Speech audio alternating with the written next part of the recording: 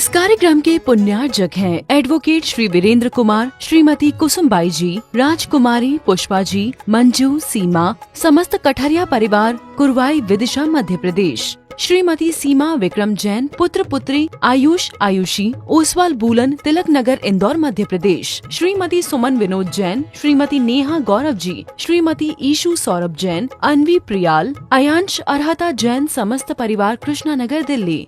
श्रीमती मान देवी, पवन कुमार, पुष्पा गोधा, कमल शशि, महावीर सरिता, संजय, अंशुल, पूजा, राहुल, अदिति, ऋषभ, अतिवीर, आश्वी, जिंतांश, आरोही, अरहम, गोधा परिवार, विजयनगर, गुलाबपुरा, राज्यास वाले, राजस्थान।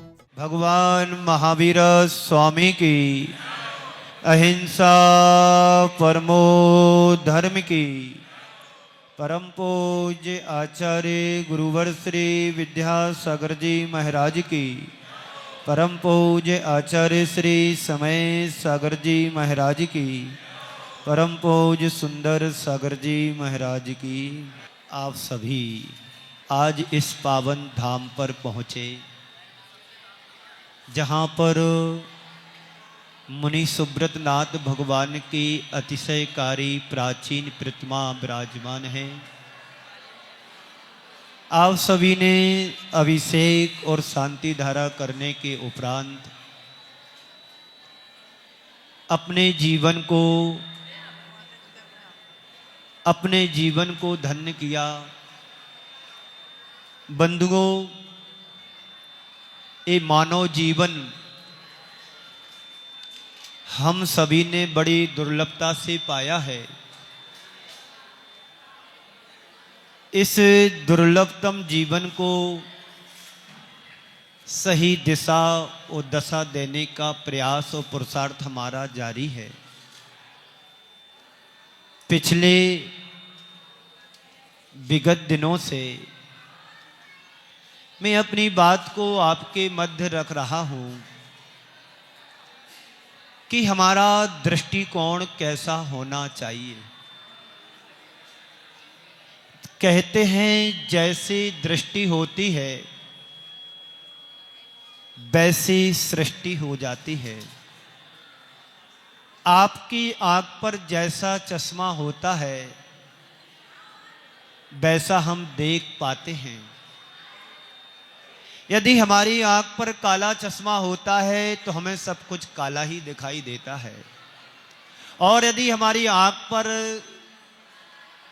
और किसी कलर का चश्मा होता है तो दुनिया मुझे वैसी दिखाई देती है।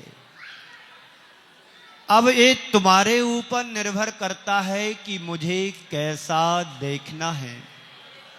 संत कहते हैं कीचड़ पानी से ही पैदा होता है और पानी से ही साफ होता है। ये बात तय है।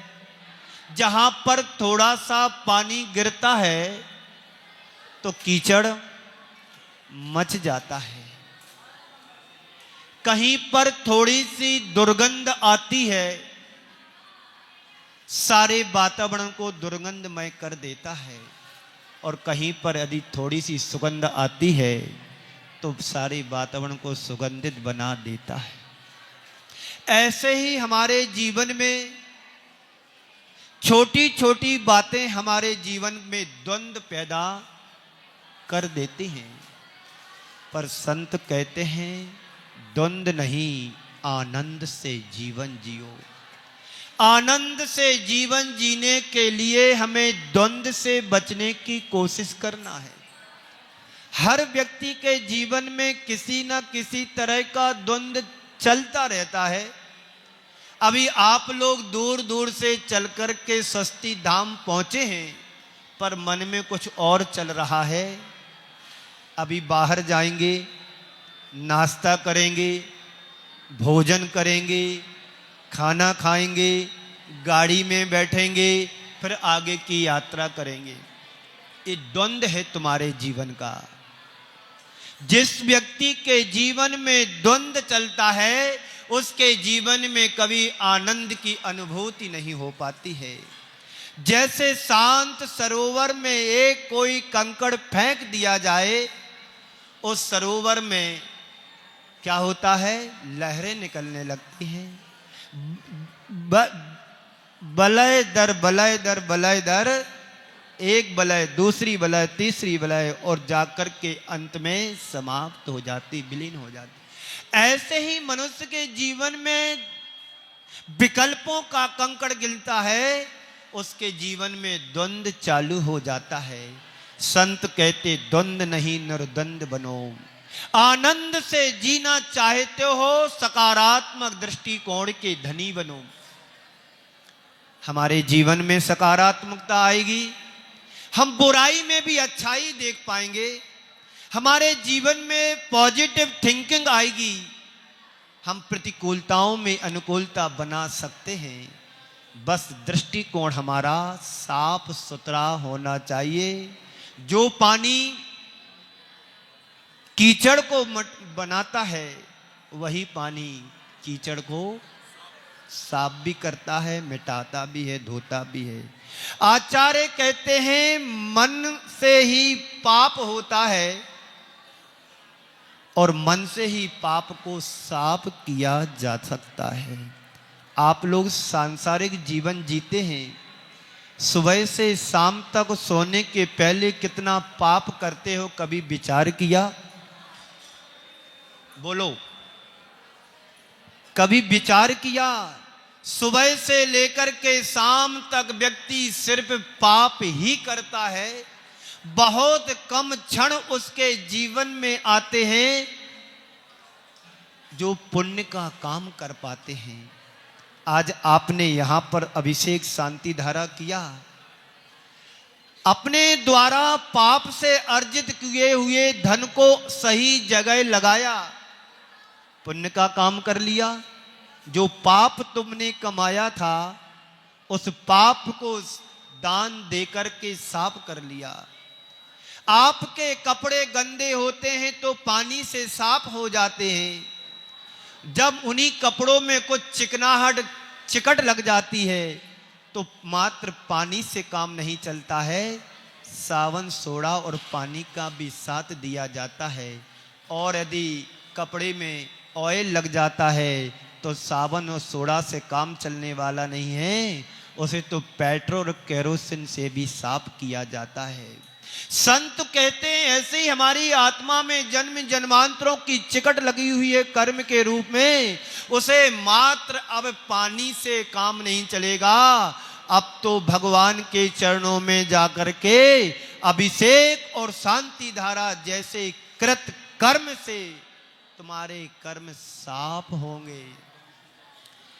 आचार्य भगवंत कहते हैं निधत्ति निकाचित जैसे कर्म भगवान के दर्शन करने मात्र से साफ हो जाते हैं, पर दर्शन भी तुम्हारा वैसा होना चाहिए।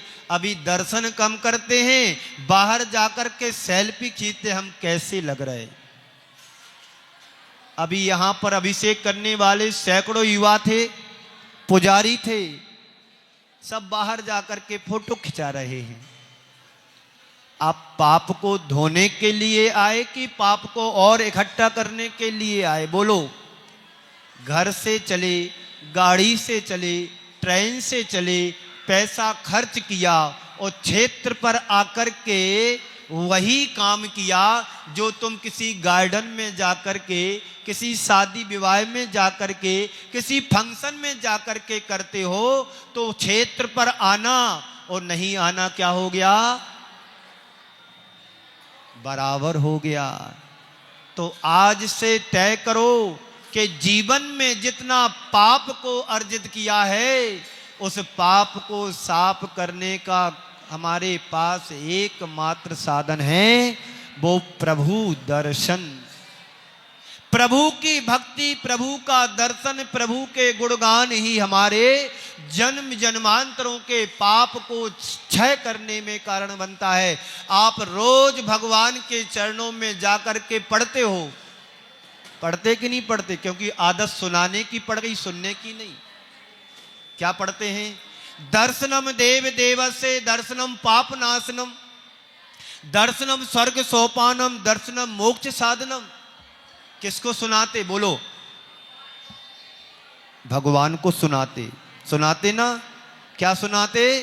दर्शनम देव देवस्य दर्शनम पापनाशनम। यदि आपके दर्शन में शक्ति होगी तो एक बार प्रभु के दर्शन कर लो कि सारे जन्म जन्मांतरों के पाप नष्ट हो जाते। तो कितने बार आपने मानव जीवन धारण किया, जन्म मरण किया, अभी तक पाप क्षय क्यों नहीं हुआ? इस बात ये प्रश्न अहम प्रश्न है। यदि तुम्हारे दर्शन में शक्ति होती तो पाप अवश्य नष्ट हुए होते। इससे तय है कि हम दर्शन कम करते, प्रदर्शन ज्यादा करते। संत कहते हैं जिस दिन तुम्हारे दर्शन करते करते निज दर्शन की अनुभूति होने लगे, समझ लेना कि हमारा दर्शन करना सार्थक हो गया। आप चाहते हो कि हमारा पाप नाश हो? बोलो, उत्तर दो।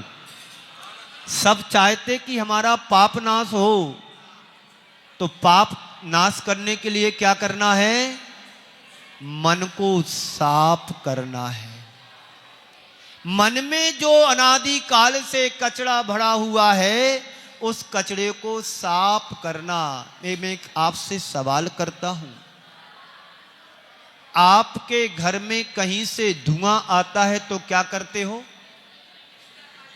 खिड़की बंद कर देते हो। पक्का?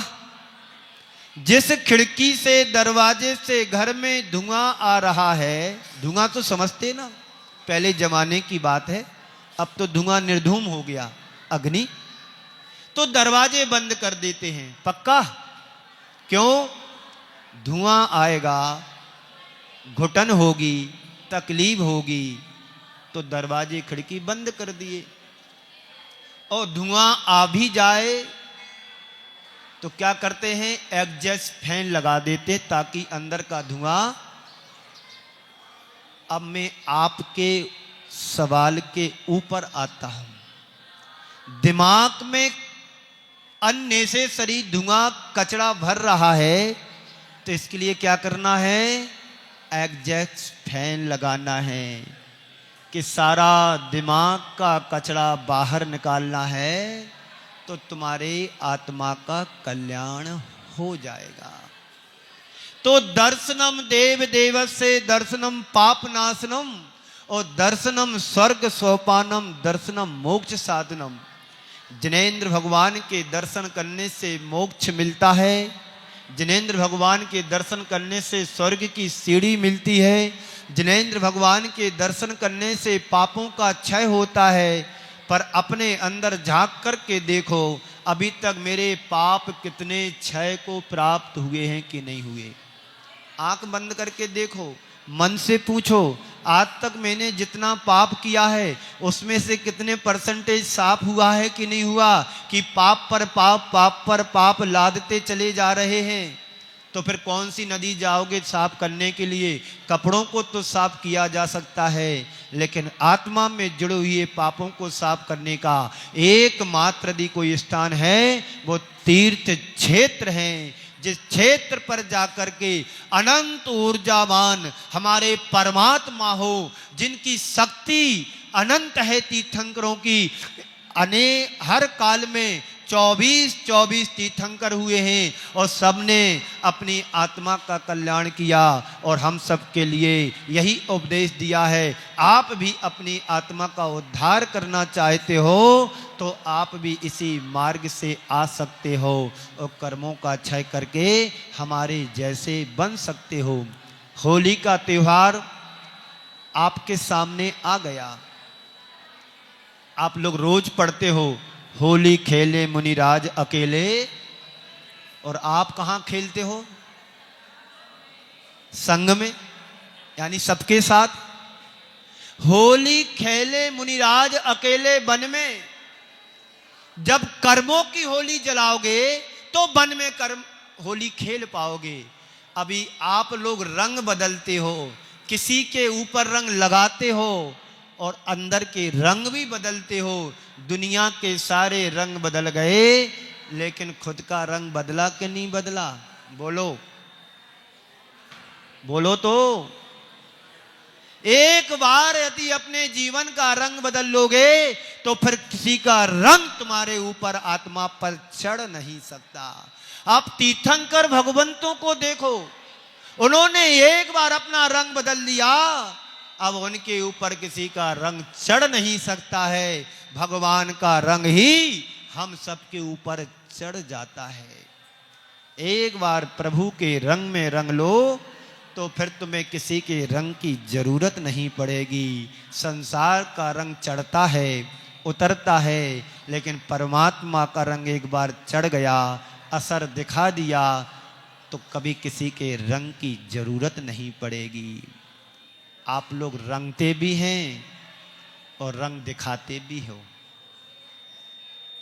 इसलिए बोलते बड़े रंगदार दिख रहे हो। बोलते कि नहीं बोलते? ऐसा रंग किस काम का कि हर साल बदलना पड़ता है। संत कहते हैं एक बार भगवान की भक्ति के रंग में रंग जाओ, फिर किसी के रंग की जरूरत नहीं। तो सारा खेल मन का है, मन से पाप होता है तो मन से ही पाप साफ होता है। जैसे पानी से कीचड़ मचता है तो पानी से ही कीचड़ साफ होता है। बशर्ते हमारा मन कैसा हो, जागरूक हो, सावधान हो।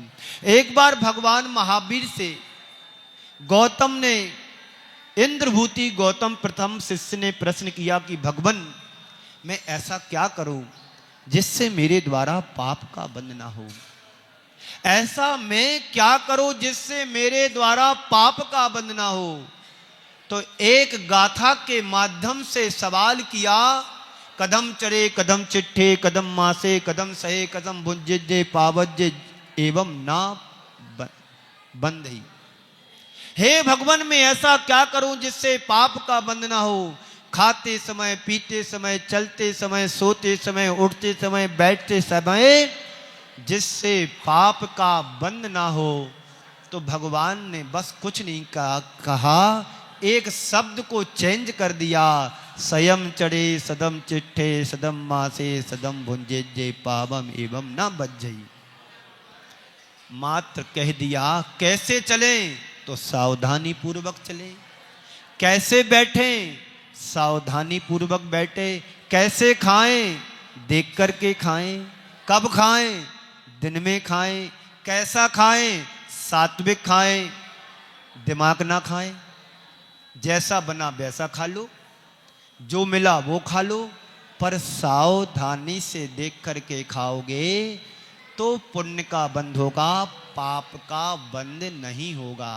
तो मन को अपने जागरूक रखो जिससे पाप का बंध ना हो। और मन को यदि हमने जागरूक नहीं रखा तो समझ लेना कि मन हमारा कहाँ कहाँ दौड़ता है। पता है, अभी आप लोग यहाँ बैठे, मन तुम्हारा घर जाग गया है, मन तुम्हारा गाड़ी पर टिका है, मन तुम्हारी ज्वेलरी पर टिका है, मन तुम्हारे वस्त्रों पर टिका है, मन तुम्हारा मित्रों के साथ घूम रहा है, मंत्र तुम्हारा मोबाइल में अटका है, मन तुम्हारा सेल्फी में चल रहा है, मन तुम्हारा कहीं और घूम रहा है और बैठे मंदिर में हो।